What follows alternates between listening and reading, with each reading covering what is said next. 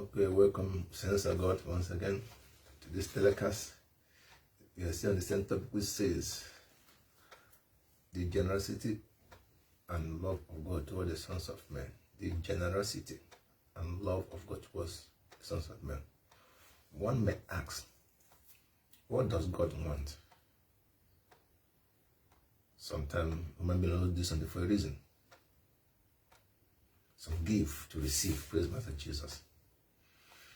Some may ask, what does God need in all this? Why is God lavishing all this on human being? Waking up every morning, calling us, sending us prophet, sending us help, loving us. So let's go to the book of Hebrew. Hebrew chapter 2, we're going to read verse 16 and 17. Hebrew chapter 2, I told us it didn't come for angels, it didn't come for tree, it didn't come for animal, it came for human being.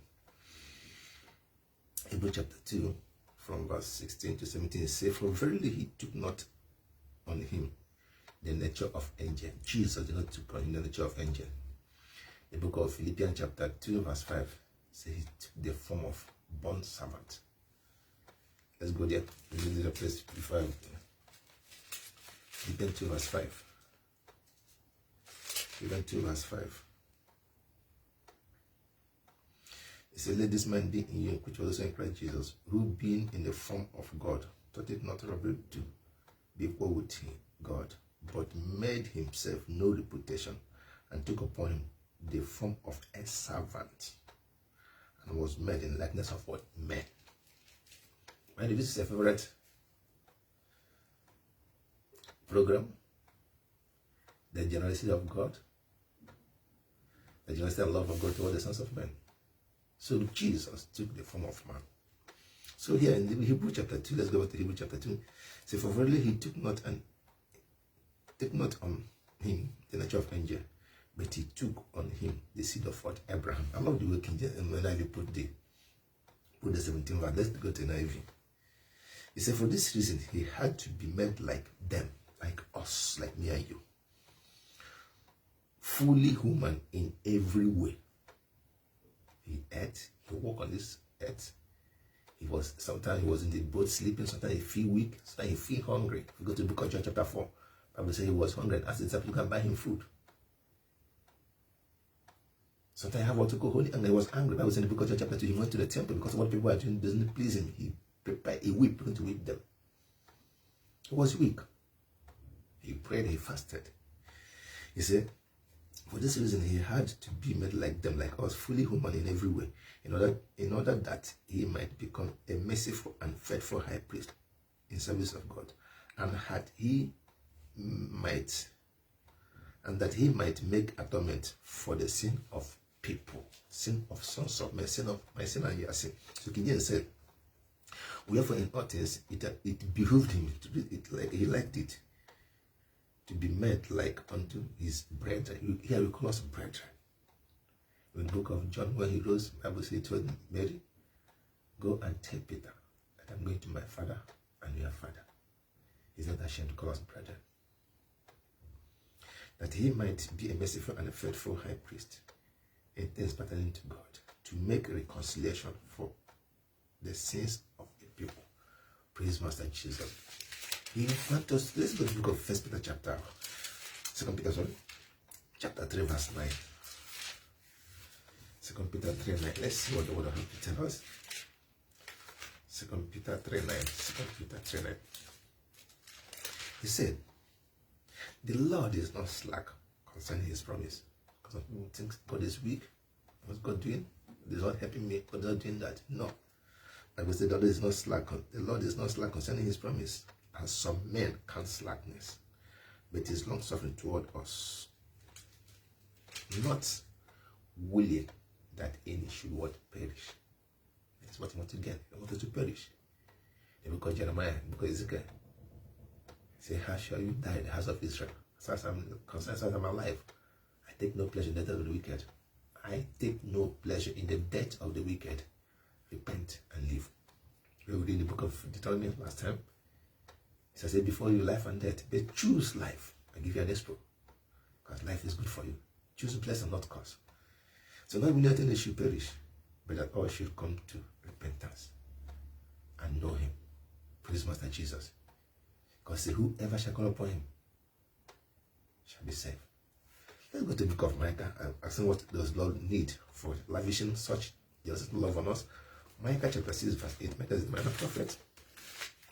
Micah chapter 6 verse 8. Micah chapter 6 verse 8. Micah chapter 6 verse 8. What does the Lord need from us? Micah 6 verse 8 say, he has shown thee, O man. God has shown you and I, O man, what is good. And what does the Lord require of thee? Here Micah say, man, God has shown you what is right. And God has told you what he needs from you.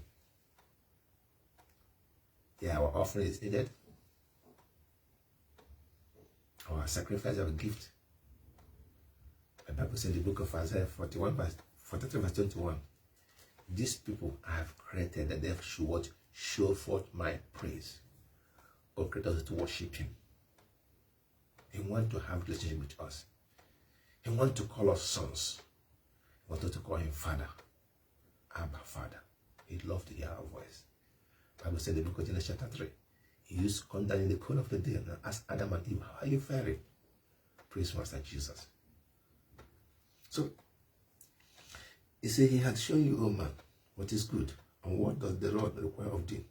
But what to do justice, to do what is right, and to love mercy. Some people are brutal, should love mercy, and to walk humbly with thy God. Bible said in the book of James, God resists the proud and exhort or lift the humble or the meek. God resists the proud and exalts or promotes the meek. But to walk humble, to depend on him. As a child, depend fully on their father, because he is our father. It's in the book of 1 Peter chapter 5 verse 7 says, cast your cares upon me, for I cared for you. Cast your cares upon me, for I cared for you. That's what we need in this change. So child of God, don't care what a person to do. Cast your cares upon the Lord, for he cares. And Bible says he that promises faithful. He has the power, have the capacity to do whatever he said. Even in the grave, Jesus is Lord. I want you to remember, this is a favorite program. The generosity and love of God toward the sons of men. So when next time someone asks him, why should he or her worship the Lord? Tell him that God loves him more than every other creation. God loved man. The book of Genesis says, I give him dominion over all my creation. The book of Psalm 8, David asked, what is man that I am mindful of him, and put everything under his feet. I'm reaching you live from Christ International Church, Spain, where the word of God prevailed. And remember, I'm your friend, Pastor Charles. If you have not subscribed to our YouTube channel, go to our YouTube channel. You will see a very interesting and inspiring stuff that will lift your spirit. The channel is Christ Reigns Forever TV. Share, like, comment.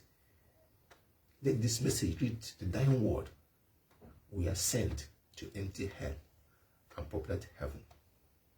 We are here on earth as sons and daughters of God to empty hell, to give people hope in the time of hopelessness, to encourage people in time of discouragement.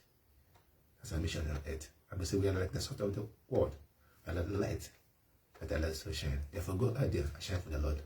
Remember, God loves you and so do I. Your friend again, Pastor Charles, from Christ Reigns International Church, Spain. Go to our YouTube channel, Christ Reigns Forever TV. Subscribe, like, share, and comment. God bless you. Until I call your awareness time, know that God loves you, and so do I. Bye-bye.